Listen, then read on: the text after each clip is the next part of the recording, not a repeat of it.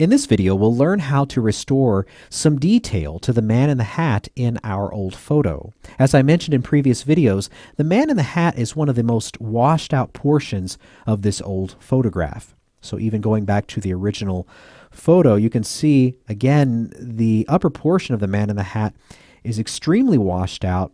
He almost looks like a white silhouette, almost like a ghost. And despite the fact that we added a channel mixer adjustment layer where we bumped up the overall contrast of the image, we still did not pull out any additional details for the man in the hat.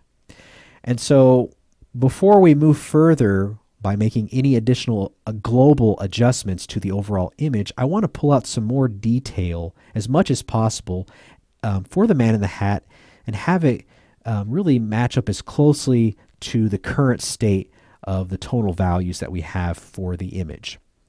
So with that said, look over in your layers panel and you'll see that we have a new group that I created in between videos, which I titled Man in Hat. And this is where we're going to add our curves adjustment layer. But first, we want to go ahead and have that selection in place that we created a couple of videos ago. So click on Select, Load Selection, and where it says Channel in the Load Selection dialog, choose Man in Hat and click OK. So there's our selection. You want to make sure you have your selection in place first before adding the adjustment layer, and I'll explain why here in just a moment. Now make sure you have the group selected for the man in the hat. Click on the adjustment layer button in your layers panel and choose curves. And so if you look now at the layer mask that comes associated with the curves adjustment layer, you can see that that selection has been applied to the mask. That's because we already had it in place. And so you can see that that selection right there in the center, that white area, meaning that basically everything within that selection is going to be completely opaque, completely visible. Everything around it is going to be completely masked out, which is why everything around that little white area is black. So we should only see the curves adjustment visible for the man in the hat selection area that we created. So go ahead and double click on the curves adjustment icon. And basically you have this graph here that we're going to be working with as we apply this curves adjustment. You can see we have this histogram here, which basically is a representation of just the data analysis for this image. And so going back to the beginning of the videos in this course, I wanted to remove that framing element. And so that's why I cropped it out. That would have just been unnecessary data that would have got pulled into this data analysis, if you will, for the curves adjustment. You can also click on this button right here, which will provide you with a little bit more accurate histogram. Okay. All right. So we have 2 points here. Okay. Your white point and your black point. You can also see a representation of the black point and white point just by looking at this vertical area right here, as well as this horizontal right here. The horizontal area at the bottom of the graph, the vertical area off to the left of the graph. Now, if you've worked with curves before and this looks a little bit strange, well, we're in CMYK mode for this image. And so your white point and black point are actually reversed. They're flipped. So if you were to switch this back to RGB and apply a curves adjustment layer, you would see the opposite of what you see here. So just wanted to throw that out there in case it seemed a little bit strange. So we have our black point right here, and I can start to move it, pulling it over, say, towards the left.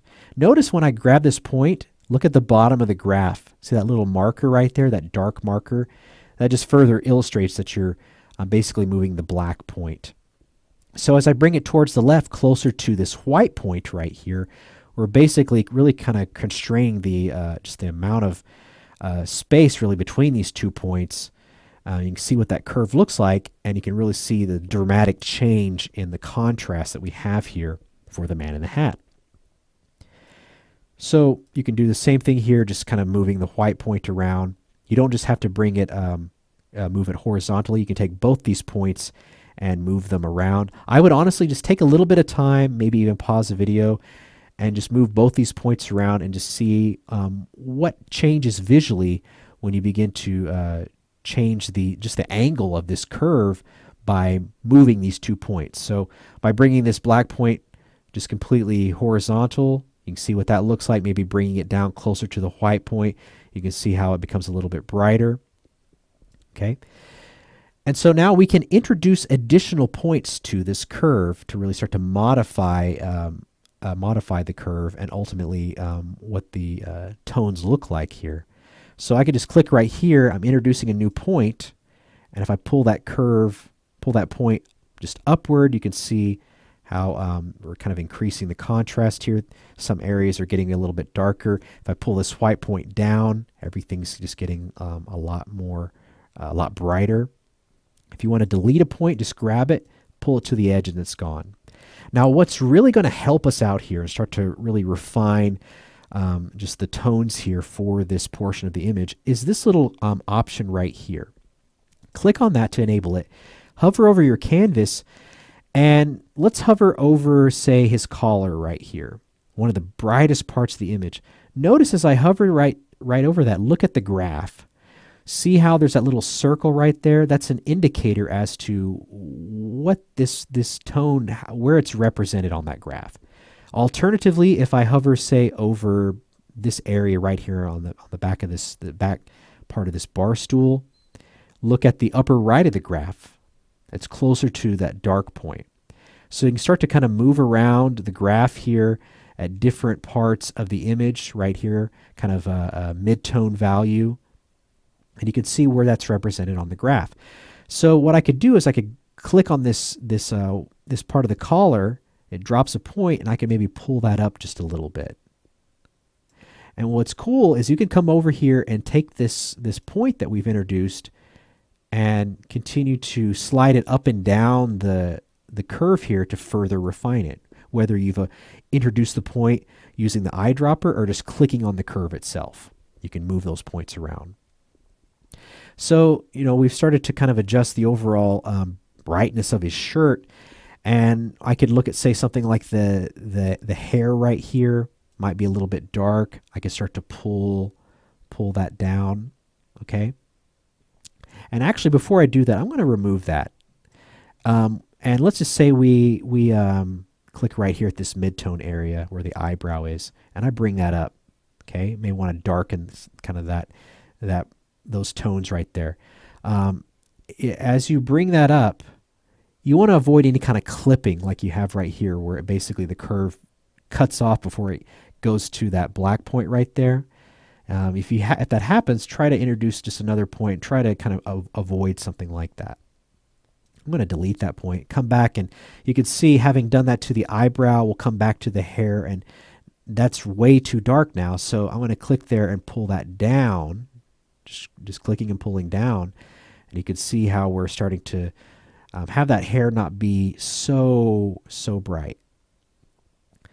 And just kind of looking around at some different areas here, some different mid-tone areas where I may want to kind of start to adjust them as well, kind of pulling that up, making it a little bit darker. And so I've introduced 4 additional points now that are really kind of allowing me to really refine the overall tones that we have here for the man in the hat. Let's go back to the layers panel here and just compare, turning off the visibility of that adjustment layer and then turning it back on. What a tremendous change that is. Now I do want to point out, and I'll zoom in here and just kind of pan around. You'll see how we're getting this banding, these artifacts, if you will. This is something you may have noticed if you've ever used curves or levels on a gradient or something like that, where you start to see kind of that stepping just across those tonal changes. Well, it's happening really dramatic here just because we have very little data to work with. So this is about as far as I would want to go with really this type of adjustment. But we've made a huge improvement, and if we just zoom out, we've really pulled the overall tones to be just a lot closer to what we currently have than they were previously, where it almost looked like a white silhouette. Now, eventually we will try to go through a process of addressing and trying to just kind of reduce the banding that we see here these artifacts that we see here on the man in the hat, going through another process using another technique. Final thing I want to do as we wrap up this video is we want to remove this kind of this halo effect that we see here as a result of the mask and applying this adjustment. So if you go to select, you'll see that refine mask is grayed out. You can't choose it. You want to make sure you have the mask selected. Go to select again, choose refine mask. And this is where we can start to kind of feather that edge just a little bit. We could increase the radius, basically that kind of that area influence around that edge. We could kind of start to smooth it out just a little bit more. And really just these three right here I often find really help out a lot. So if you click OK, you can commit to those changes. And you can also, if you want to ever come back to refining an edge like this, and you want to see those same settings and you want to continue to adjust them further, just click on this, remember settings. And now if you go back to refine mask, you'll see the settings that you previously had. Okay. So now that we addressed that, again, making another comparison that looks much better.